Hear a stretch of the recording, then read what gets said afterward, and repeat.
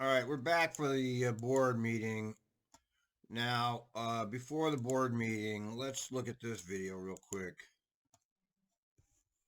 Opportunities for advancement while working here at TRIMET. I will, however, be retiring this September to enjoy my next chapter in life.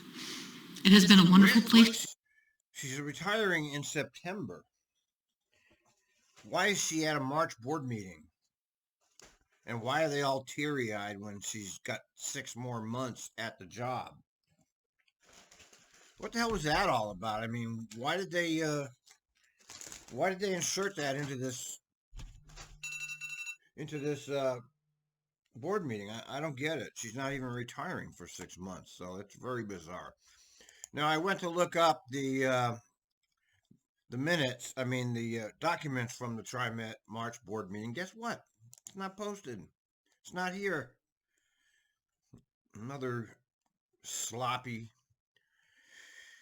TriMet is so sloppy about everything. It just amazes me. Anyway, we'll have to just go by what they're talking about because we can't reference anything.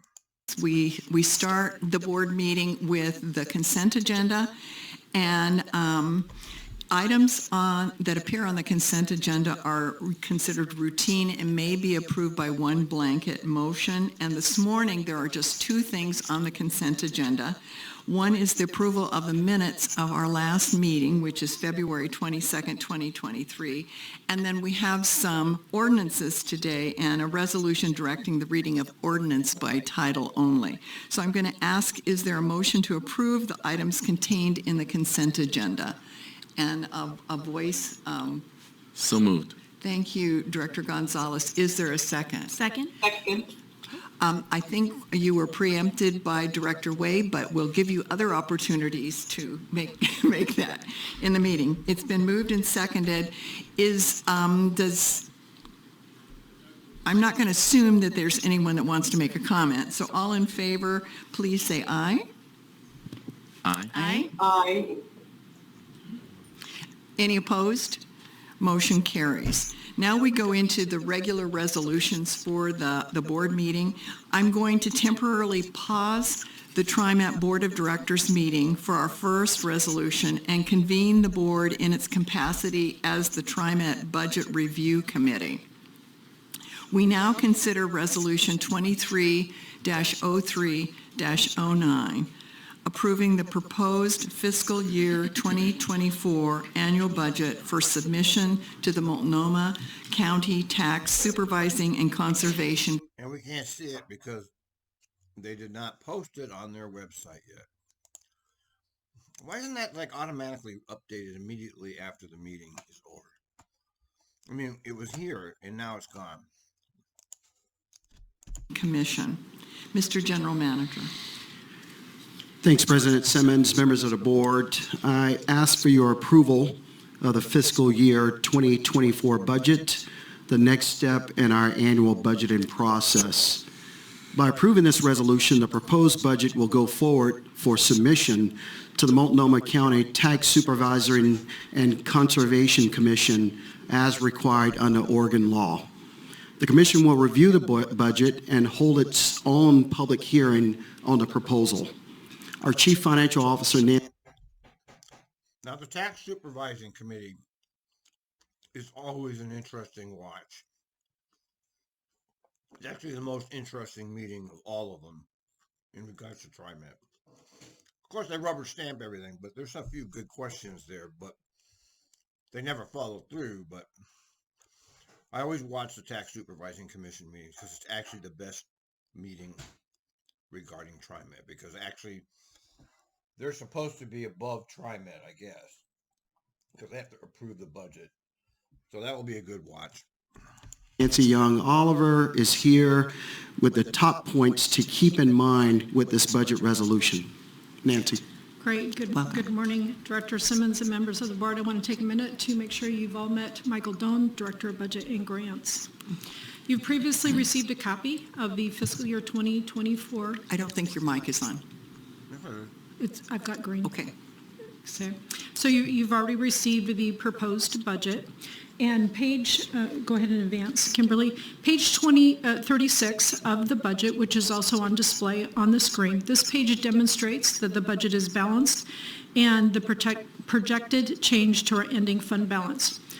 Just a few highlights contained in the budget. The budget includes consideration of the proposed fare increase that we've been speaking with you about. We've got total resources supporting the 2024 fiscal year at $1.92 billion. That includes $77 million in operating revenue, over $515 million in tax revenues, and $157 million in federal funding. Our day-to-day operating requirements are $817 million, including $458 million to operate the system, $205 million. $458 million to operate the system. She said 458 million out of 1.9 billion. We can't see this because it's not here. But she just said 458 million to operate the system. She just said that. In general and administrative costs, and $87 million for pension and post-employment benefits, and finally $65 million for debt service. We have passed $65 million for debt service. That's the banksters getting their cut, and this should not be allowed, of course, but this is how they do it, man. That's how the banksters get their cut of the public funds. pass-through requirements of $27.3 million, and contingency is an appropriated amount of a minimum of 3% with changes to and adjusted for known increases. For fiscal 2024, we've maintained that at a straight 3%, totaling $24.5 million. As you can see from page 36, our ending fund balance is projected to decrease by approximately 24%. This is in line with everything that we've presented to you since the pandemic, that we were increasing our fund balance to take care of future shortfalls. And just as Sam said, as a reminder, your approval today is to allow TRIMET to send our budget to the TSCC for scrutiny under the Oregon budget law. Wait a minute. Stop the presses for a minute. I've just gotten some interesting information, and I want to take a quick look at it.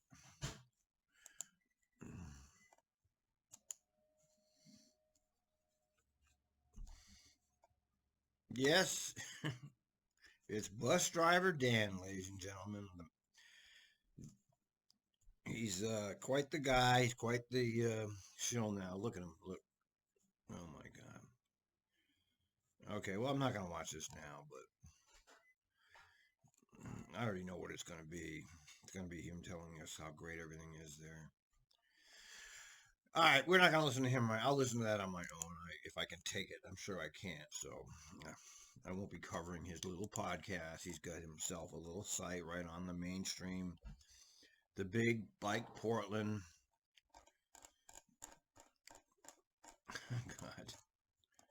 Look at this guy. Oh, a little bit. Welcome to the Bike Portland podcast. I'm your host, Jonathan Moss. In this episode, you'll get to know TriMet bus operator Dan Christensen. You already know him. Known as Bus Driver Dan to his many I and know awful him better than you do. I remember him when he was an actual activist before he became a shill. lot since he started driving just a way to get from point A and much more. As I was looking to do a little bit of background before you came over, you started driving a bus right around when I started doing Bike Portland. Mm-hmm. You also did a blog. Mm-hmm. You did podcast. I feel like we've had these similar things. I can't get distracted by that right now. I have too much stuff that matters to listen to, like this.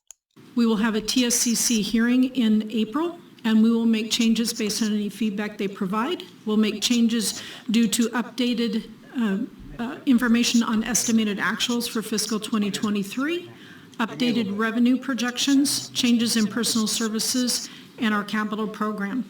In May, we will bring that budget back to you for actual adoption with a reconciliation of changes between the proposed and the approved.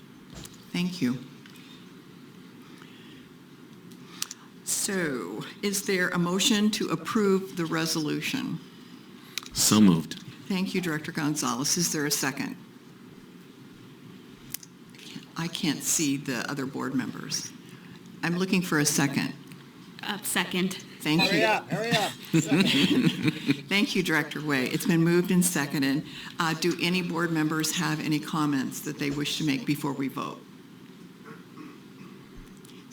That's it? Director Gonzalez. Thank you. As Board Secretary and Treasurer, I just wanted to point out, my gratitude to you and the team for Oh, this effort, Jesus. Yeah, you're and great, you're especially great, you're great, highlight you're fantastic, you're great, you're fantastic, you're great, you're fantastic. the prudence you exercised in these previous years with windfall one-time funds to help cover operations at a time when ridership had vanished. It was really prudent to be able to look ahead and realize that we were having to stem the tide through a tough period. And I'm glad that What is he talking about, okay? Because they got the funds to keep the service, and they did not keep the service. So I don't know what he's talking about. He's gaslighting as usual. Those COVID relief funds were specifically to keep service in place, in case anybody remembers. I know nobody remembers anything from more than a week ago. to see that we're at this juncture where I don't see any risks to our AAA rating. I see that our prudence should be paying off, and I just wanted to say thank you for looking ahead and for knowing how to temper what seemed to be like an all too attractive sort of fund that not every agency took the option to do. But thank you. Thank you. Well said, Director Gonzalez. Yeah, well said, you shill. Seeing no other comments? I think Director. Oh, it's hard to see that little hand, Director Edwards. But you have the floor. That one's better. You have the floor. Thank you very much. I just want to thank the group as well, Nancy, especially for the comprehensive report. And thank you, Director Simmons, Chair Simmons, for carrying forward some issues and concerns that I had regarding the Accessible Transportation Program Department. And so I look forward to those being addressed and before we have something final to look at. So thank you very much. Lovely. Okay, seeing no other comments, I'm going to ask for the vote. All in favor, please say aye. Aye. Aye. I don't hear any opposed, so motion carries. Thank you. Okay, that was lovely. Let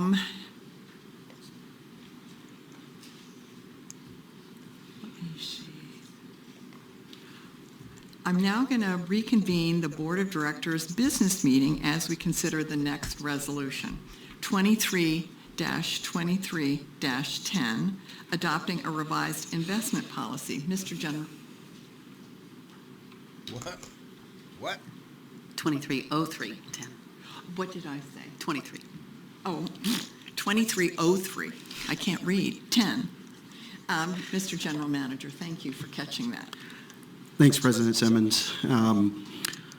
Members of the board, TRIMET's investment policy establishes the guideline under which TRIMET funds can be invested. It also provides a framework for accountability, oversight, and reporting with respect to the district's investments. TRIMET's Finance and Administrative Services Division revises the investment policy every year. While not considered to be substantial, the revisions proposed for this year are intended to improve TRIMET's ability to efficiently manage investments.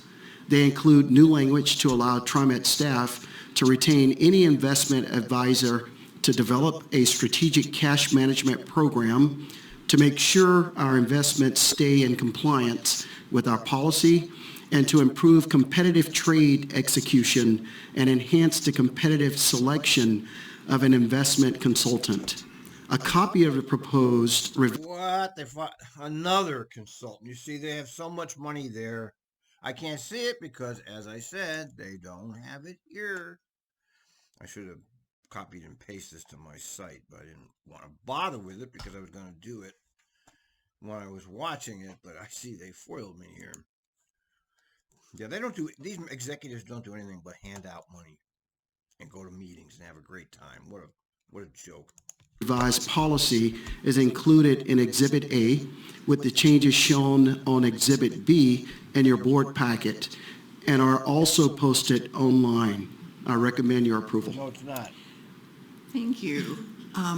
Not Are you online. here for any presentation or just to answer questions? Just to answer Okay. questions. So Not is there a motion to approve this resolution? So moved. Thank you, Director Edwards. Is there a second?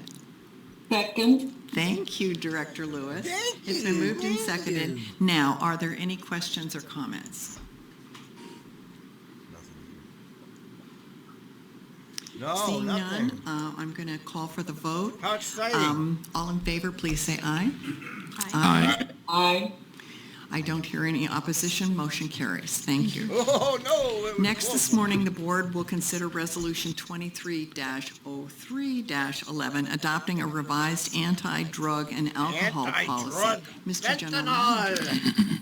President Simmons, members of the Great. board, the Federal Transit Administration requires all transit systems that serve a population of 200,000 people or more to adopt and implement a drug and alcohol testing program. It also requires that the policy be approved by the local governing board. It's been about 5 years since the board last adopted changes to our policy. Those that came before you today are in part guidance from a random FTA audit of TRIMET's current drug and alcohol program. The revised policy, which is included in the board packet as Exhibit A, makes changes to comply with the audit findings and incorporates minor changes to the policy's discipline section that are unrelated to the audit. The proposed changes were submitted to the ATU, which is our union, which had no objections. The proposed changes also have been submitted and received by the FTA and approved. I strongly recommend your approval as well. Thank you.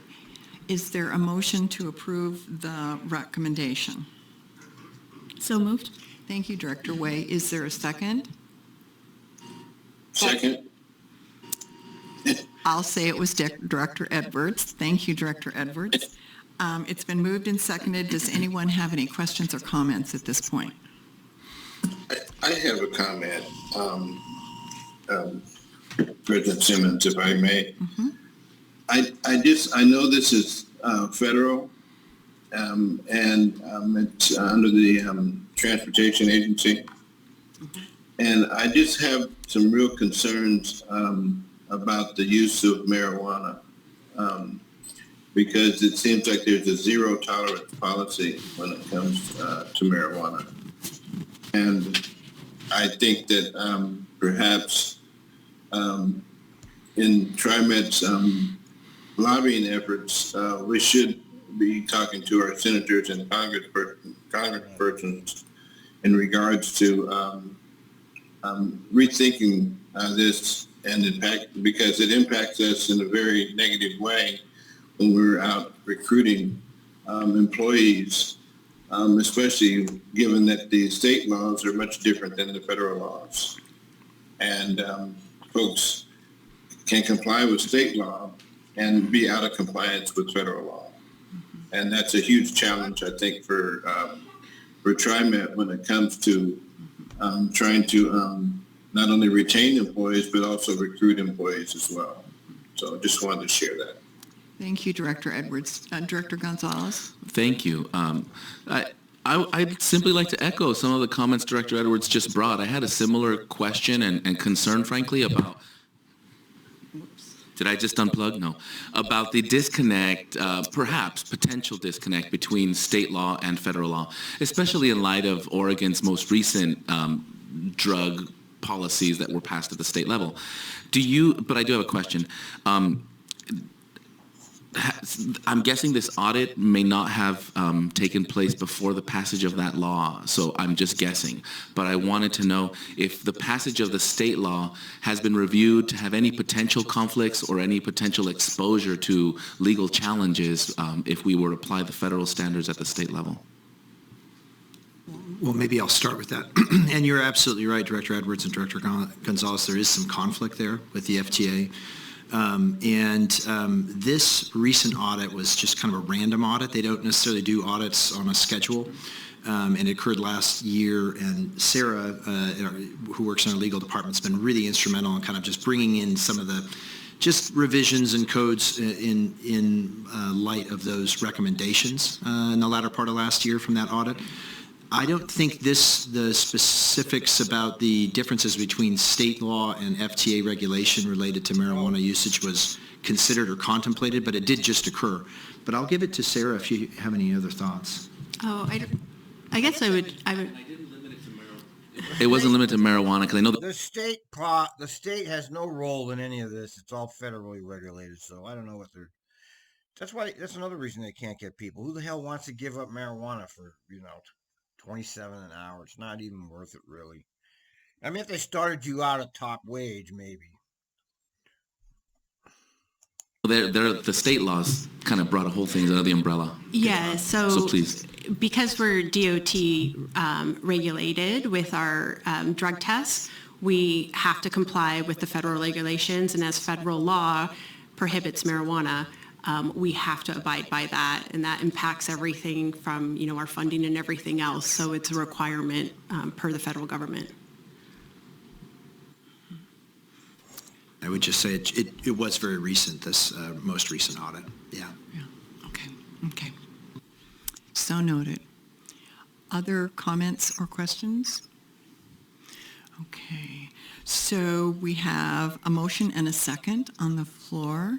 So I'm going to call for the vote. All in favor, say aye. Aye. Aye. Hearing no opposed, motion carries. So now we're going to move on to, we're now going to again temporarily pause the TRIMET Board of Directors meeting and convene the board in its capacity as the TRIMET Contract Review Board.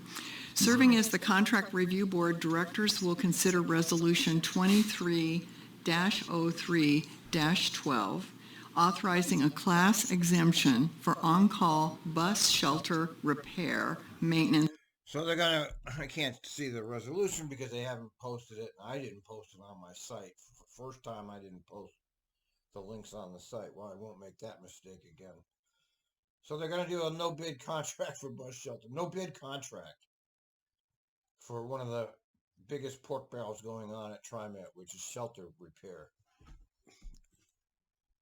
and installation services. Mr. General Manager, your comments. Thanks, President Simmons, members of the board.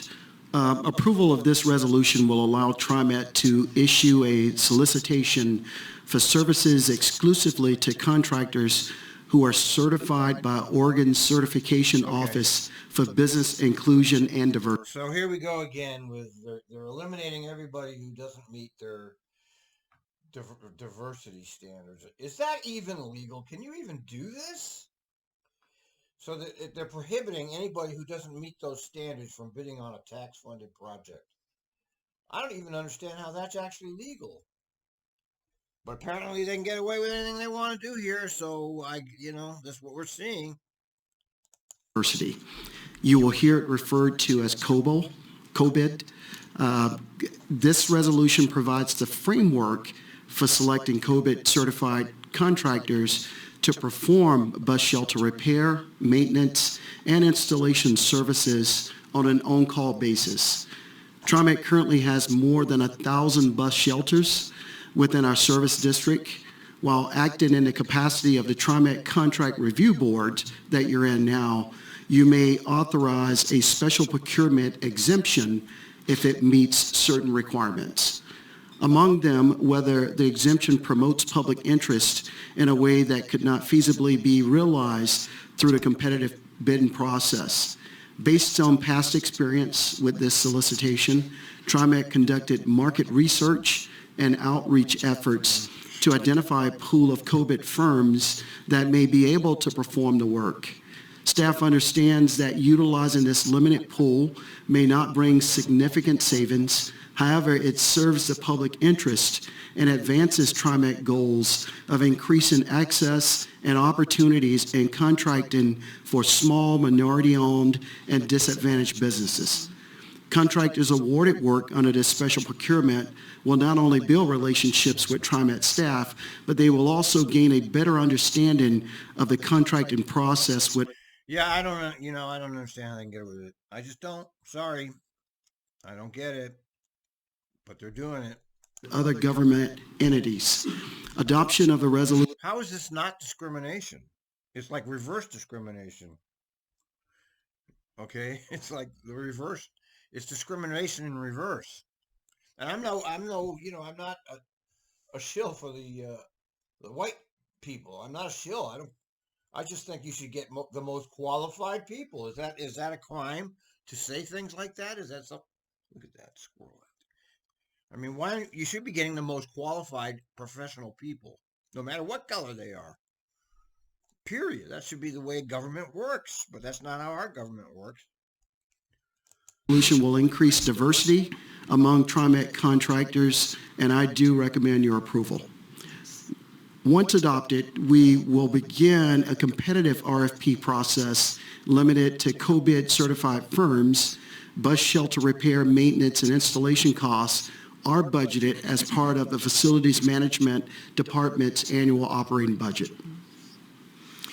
Thank you. And it's my understanding in reviewing the material for this resolution that one of the limitations of being able to secure sufficient firms was their lack of ability to have a place to store the material in order to do the repairs. And the agency has made a proviso for that so that potentially more firms will come forward and be able to perform the work. That's correct, and I have Les here if you have further questions about that. Okay, let's first ask if there's a motion to approve this resolution. So moved.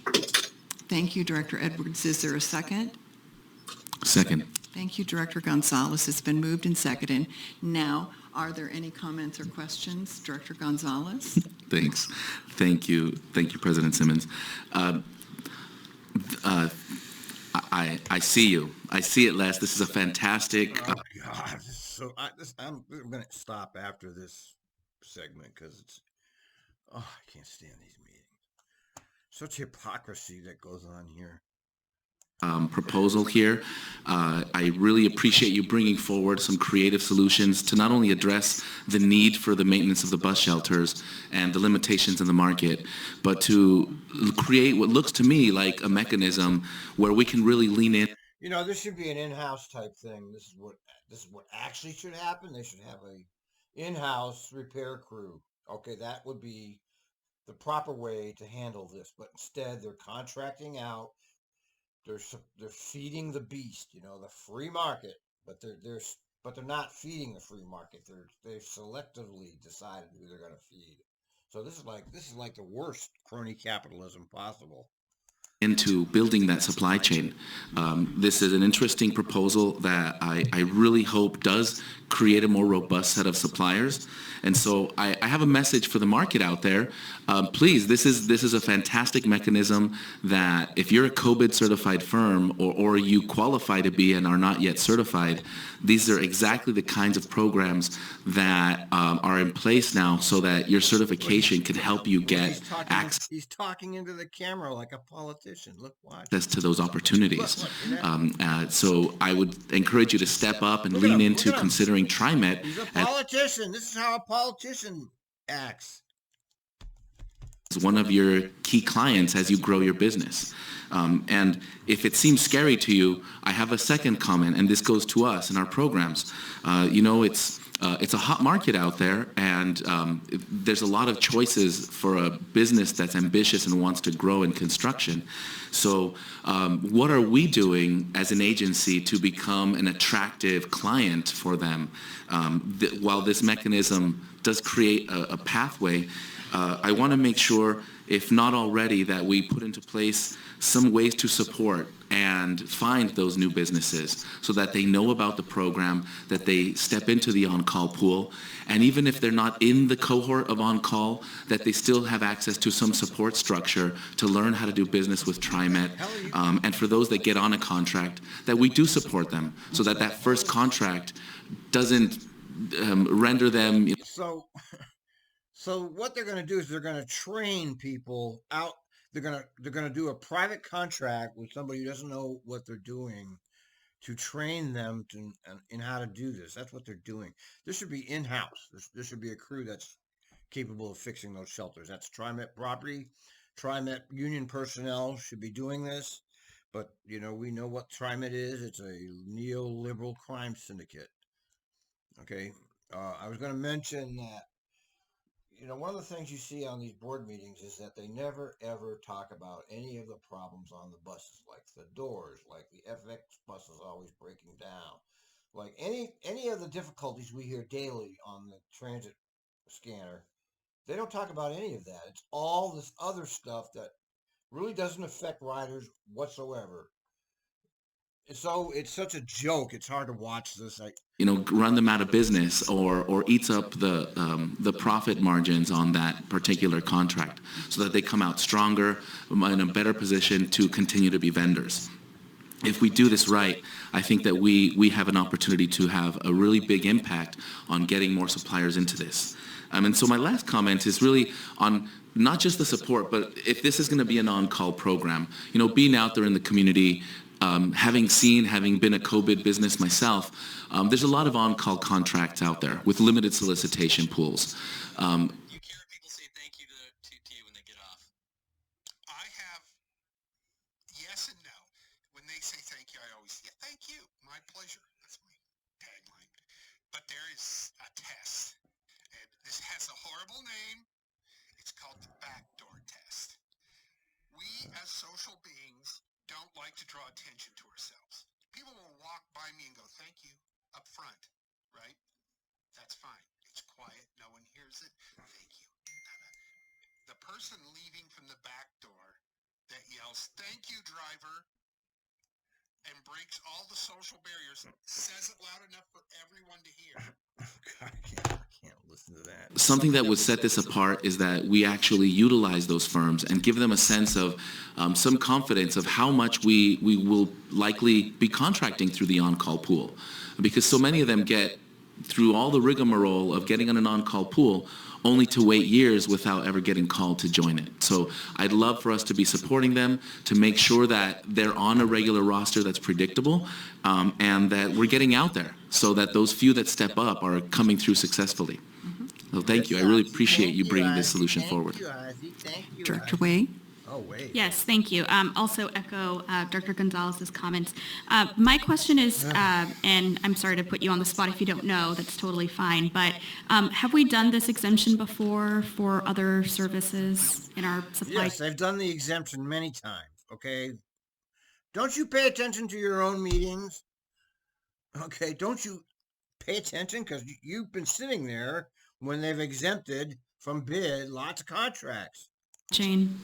Yeah, actually last year in March of 2022, the board authorized an exemption for on-call construction contracts for bus layover and transit center upgrades. And we ended up making 3 awards, all to DBEs, and they have been working on projects over the course of the past year, doing construction work at our transit layovers and centers. Okay, great. Thank you. That's not the only thing. That's good information. They've also Not seeing exempted, in- like Stacy and Whitback and some of the big places were exempted. Any other questions or comments? I'm going to call for the vote. All in favor, please say aye. Aye. Aye. Hearing no opposition, motion carries. Thank you so much. All right, I can't handle any more of this for now. That's enough. Let me go have, I enjoy the scanner. This I don't enjoy, but I want to hear what they're doing, so I force myself to watch this. But I don't enjoy it, folks. It's not fun.